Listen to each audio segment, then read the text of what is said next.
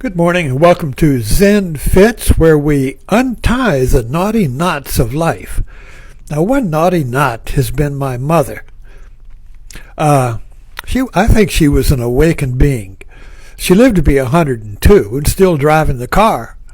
I think she almost drove it to her funeral. So one day when she was 100 years old, I used to drive her to take her to take her poodle to the vet, and we had great talks. And one day she said, "You know why?" We were talking about happiness. "You know why I'm happy?" And I said, "Why, Mom?" "Because I have no future." She was 100 years old. And then there was a pause. And then she said, "When I was younger, I had a future and I wasn't so happy."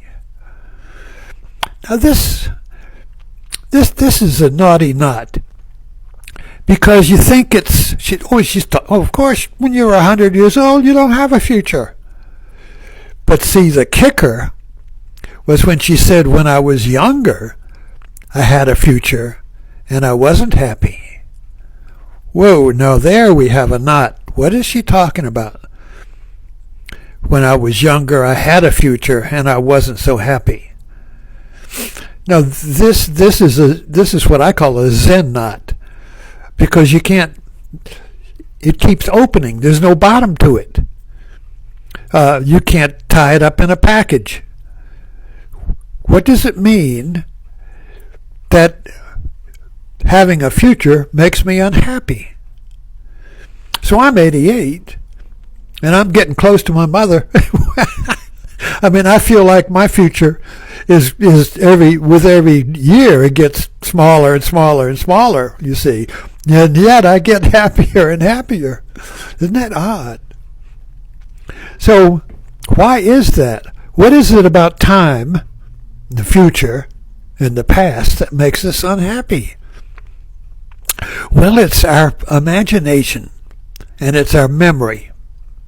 So here I am now, and if you are all right now listening to me, and yet there is a naughty knot going. There is a knot going on in our minds, in the modern mind, that won't let us be present. We're always comparing now with the past. I remember when it was better, or the future.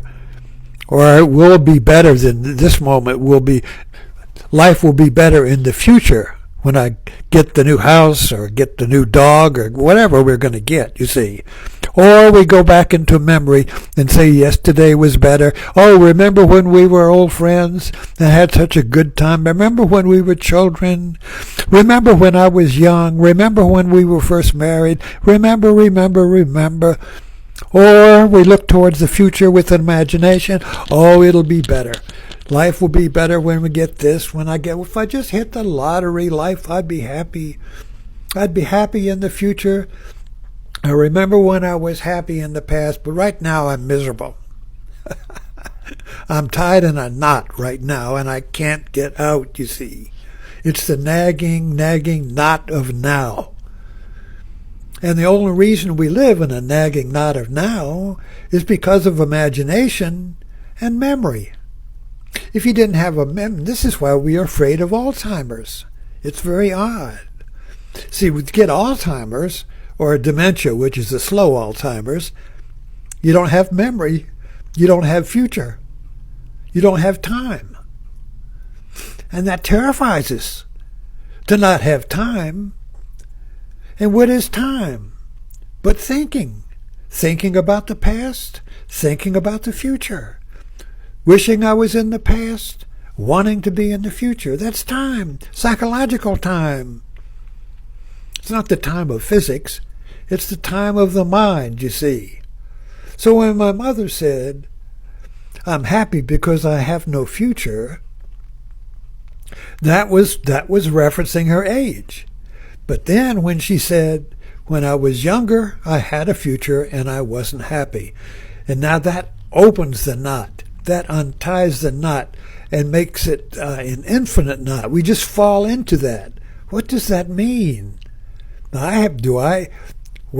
Is the future causing my unhappiness? Is the past? What is the future? But imagination and memory is the past, you see. So how can I live without memory or imagination? You see, what is memory and imagination? It's the function of my sense of self. The sense of separate self, formerly called ego. We call the ego. Ego doesn't mean anything now. Oh, I've got an ego. That doesn't mean anything. And so I prefer sense of separate self rather than ego, because that has some traction to it. What is this sense of separate self? That is the knot. That is the naughty knot. This sense of separate self is so intimate that we don't even realize there is such a thing. It's so intimate. It's so close. It's this sense of me. It's this sense of me that is hurting.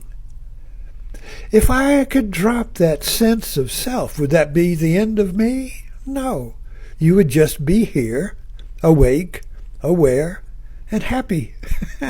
You'd still have a memory, you'd still have a future, but the reference would change.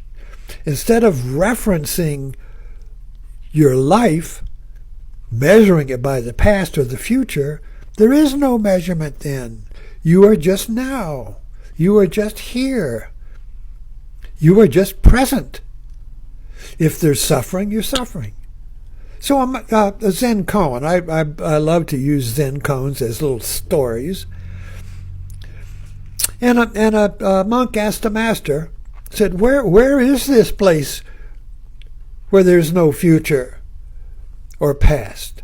Where is this place where there's no preference for the past or the future?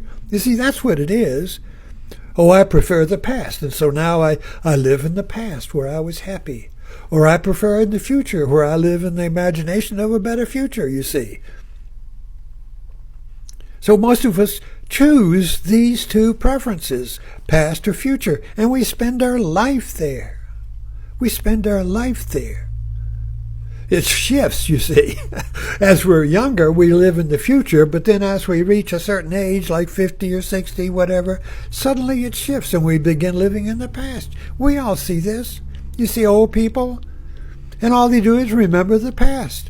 You see young people, all they do is think about the future. Oh, when I get there, I'm going to get here, I'm going to get this, yada, yada, yada. I'm going to get or I'm going to lose, either way. So where is this place that is free from preferences for the past and the future? And so the monk asked the master, where is this place? And the master said, go to where it's not hot or cold. And the monk said, well, where's that? And the master said, when hot, sweat. When cold, shiver. Now there's a knot. Can you untangle that? Can you untangle that knot? Thanks for dropping in to Zen Fit and the Naughty Knots. Subscribe and like, and let's kick this can down the road.